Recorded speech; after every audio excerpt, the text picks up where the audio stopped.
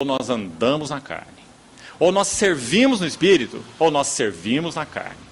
Não há outra maneira de respondermos a quem Cristo é e aos propósitos de Deus em Cristo, senão pelo Espírito. Ele foi enviado para isso. Então, irmãos, que necessidade temos que isso saia do texto, da teologia, da doutrina, isso seja uma realidade revelada aos nossos corações. A sublimidade, a necessariedade, a supremacia do ministério do Espírito Santo. Para que isso deixe de ser palavras, terminologia, e digo com toda reverência, deixe até mesmo de ser orações e passe a ser realidade. Não que nós não precisamos orar sobre isso. Quanto precisamos. Invocarmos ao Espírito Santo, orarmos pedindo a sua provisão, seu equipamento, sua assistência, seu ministério, sim, mas com realidade espiritual.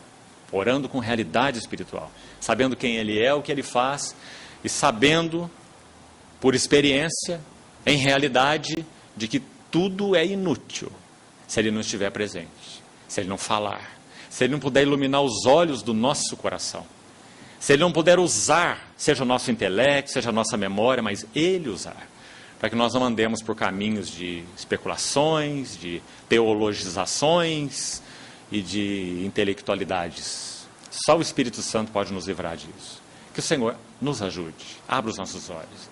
Há uma necessidade imensa da Igreja de Deus reconhecer o ministério do Espírito Santo e a necessidade dele.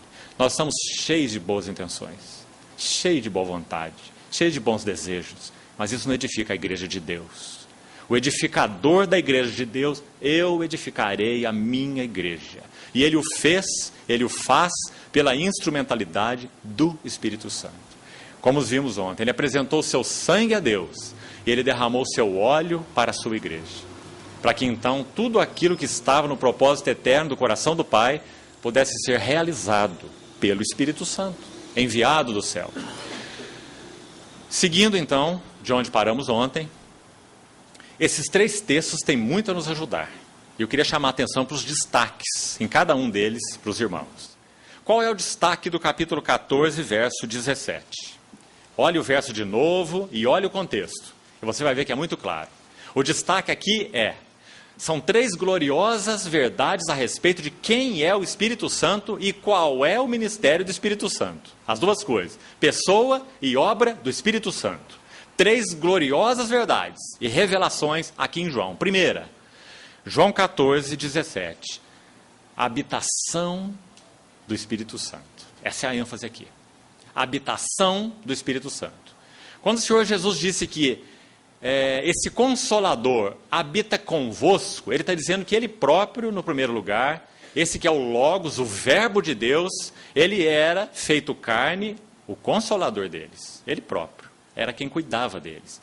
Mas quando Ele ascendesse ao trono como Deus homem e fosse entronizado, então Ele enviaria da parte do Pai o Espírito Santo. E esse então habitaria em nós. Então o convosco é acrescentado para o em vós. E que diferença importante é essa? Então a ênfase aqui é a habitação do Espírito Santo. Graças ao Senhor. O Espírito Santo é espírito de habitação. Não é hóspede, não é visitante.